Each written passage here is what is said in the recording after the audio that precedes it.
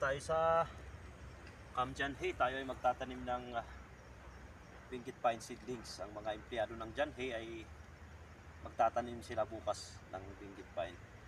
So andito tayo para i-prepare yung planting site. So ang ginawa natin ay naglagay tayo ng staka. Ito yung guide sa mga magtatanim bukas para masunod yung tamang species. Hindi kasi lahat ng mga participants bukas ay alam nila yung mga spacing. So gina-guide natin sila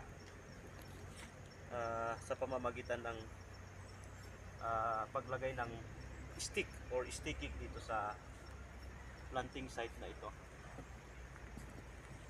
So ito ay nasunog nung last February. So almost lahat ng mga wildlings nakain ng apoy. So i-replace natin through itong seedlings na itatanim natin. So bali 2 meters ang spacing nito.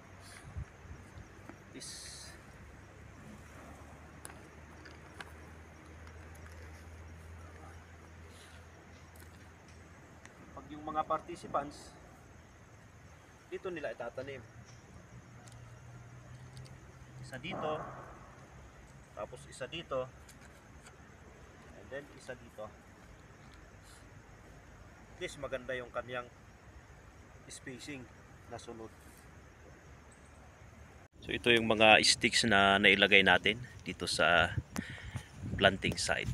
Ito, malawak ito, nasa half hectare yung matatamnan hanggang dun sa dulo. So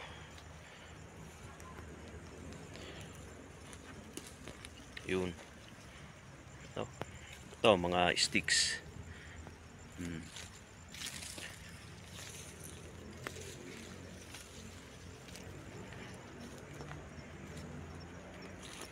Yung mga nasunog na malinit na puno, kinain ng apoy.